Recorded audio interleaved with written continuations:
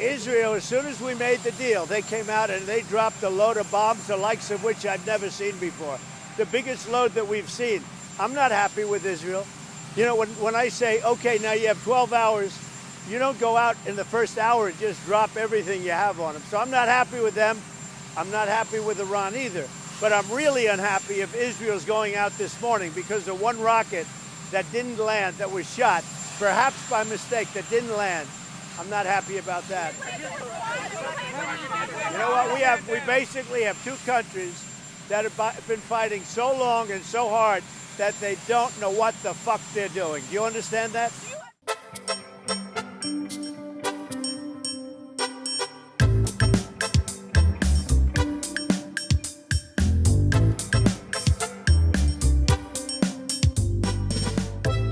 But here domestically, somebody that has your former job said something like this recently in an interview. The pride of being able to be here and do work that facilitates making things better for people and in the greatest country on earth, next to Israel.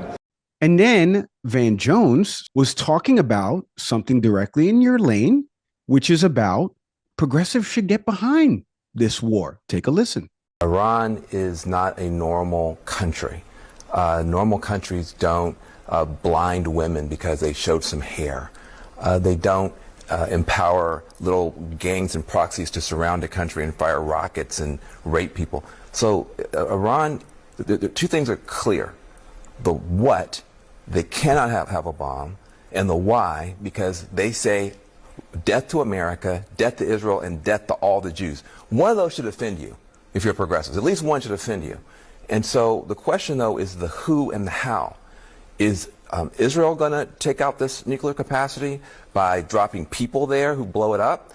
Or is America going to take it out by dropping a bomb that blows it up? But the what and the why are clear, and I think progressives should get on board with that. So, Marie, can we admit the double standard when it comes to Israel? Can we admit a little bit of this is not about absolving October 7th. This is not about any of that and those innocent folks that were killed and the kibbutzes and all of that. This is not absolving any of that. Criticism is not anti-Semitism. What is your message right now to people that listen to this? Yeah. That will see the hypocrisy of how Israel can get away with certain things. Yet for some of these other countries, and we're not absolving Iran and their regime and their government of what they do and inflict on their people, but how would you respond to that about this love affair that the United States has with Israel? Oh, Mike, I could talk for 3 hours about this. Well, it's a podcast, so you've got tons of time. I know. I am someone who personally considers myself to be a Zionist. And by that, I mean someone who believes in a Jewish democratic state of Israel. One of the most personally and professionally disheartening things that has happened over the last 10 to 15 years is how Bibi Netanyahu, the far right in Israel and the far right in this country have redefined what it means to be pro-Israel and pro-Zionist, to be pro-Bibi, pro-Likud, pro-right-wing in Israel. I think Bibi is doing more through his domestic politics and his conduct of some of these conflicts to destroy the future for a democratic Israel than anyone in Israeli history. And you don't have to rely on me to say that. Israeli leaders have said that. I think that it's really hard when Prime Minister Netanyahu is so upset that Iran bombed a hospital in Israel after we've seen for 2 years hospitals in Gaza getting bombed. I think that we have a special relationship with Israel, and I think that is based on history and shared values. And I think Prime Minister Netanyahu has done more to destroy those shared values than anyone in Israel's history. I cannot look at what he's doing in Iran absent from the context of what he's doing in Israel. Essentially moving in the West Bank towards annexation, supporting Israeli settlers on the far right who terrorize, attack innocent Palestinians illegally every day. I can't. I was there last summer. I've been to Israel a lot. I stood in the West Bank last summer and saw a Palestinian school that had been burned to the ground by illegal Israeli settlers. That is not Zionism to me. That is not a Jewish democratic state that I love and care about. He is trying to expand Israel's borders. He is trying to expand Israel's power into Gaza, into the West Bank, into Syria, into the Golan now because there's a power vacuum there. They have rabbis looking at parts of southern Lebanon to find biblical references to that area right now. I believe as a country we should stand by Israel. They are alone in a very dangerous region. But this myth, this national myth of victimhood in Israel is not the reality anymore. They are the supreme military power in the region. They're an economic power, a technological power. This idea that every attack is an existential threat is not true. And so this is a long answer. I'm sorry. This is a very personal question in some ways to me because I've spent time there. I've dedicated much of my life to supporting Israel. But this Israel, this Bibi-led Israel, that government is not the government that represents those values. And I have told my friends in Israel, what you have to worry about isn't the squad. It's not Ilhan Omar. It's not AOC. It's the moderate members of Congress, the ones that should support you, the ones that, from a principled perspective, understand the position you're in the region. They're the ones who look at what's happening and say, this is not okay. You have Palestinians who have no rights. What is your plan? You cannot have people without rights just living in an area. It becomes apartheid at some point. You become a non-democratic state or a non-Jewish state. Those are the realities. That's what I tell my friends in Israel. That's what I tell my friends in AIPAC. You don't have to worry about the far left. What you have to worry about is the middle. Because at some point, they don't have the historical tie to Israel. They don't feel it in their kishkas. They don't feel it in their gut. They don't have a personal tie to the state of Israel.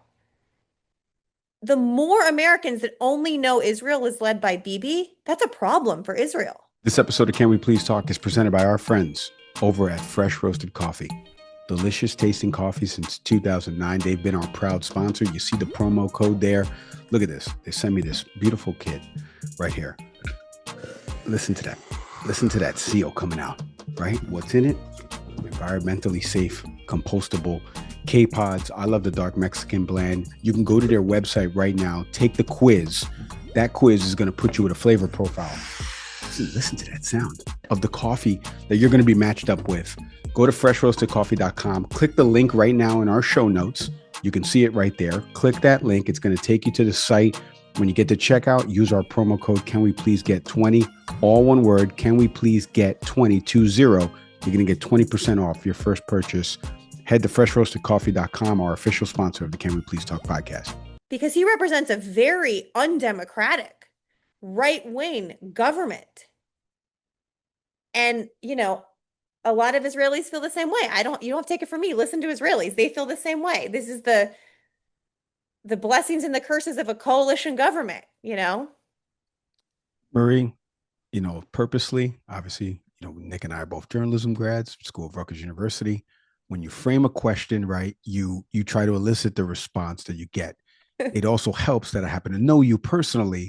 So I knew I could guide you down, almost like leading the witness a little bit. There may have been an objection there from a defense attorney, but this is the kind of response that I think the Jewish American friends that we all have, right, that listens to this show, Nick and I get it in the comments, and I'm up at 1 a.m. answering them back because criticism is not anti-Semitism, and cloaking everything in anti-Semitic tropes is not going to help with real anti-Semitism in that fight that is happening with the rise of anti-Semitism. So, yes. No, I was just going to say, you're totally right. And also the flip side, I'm sorry, I know I'm going on about the flip side is for those activists who care about Palestinian rights and a Palestinian state, using language like globalize the intifada from the river to the sea, that is not helping your cause either. And when I was in Israel last summer and I met with Palestinian peace activists who want a Palestinian state, I said, what should I tell my students back in the US? What should I tell activists? They said, stop using that language.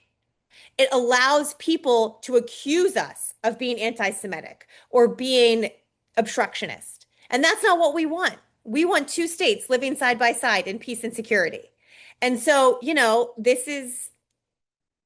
I tell them that, and we are where we are. This is why we have these conversations, because you push this stuff out and it hopefully catches the ear of the right people and the people that matter. Marie, you know we love you on the show. We can't thank you enough. Catch all of Marie's hits on Fox News. Go follow her on Blue Sky, apparently her new home. Marie, can't thank you enough for hopping on the program. Continue success. Please stay safe, okay? Thank you, guys. It was great to be here.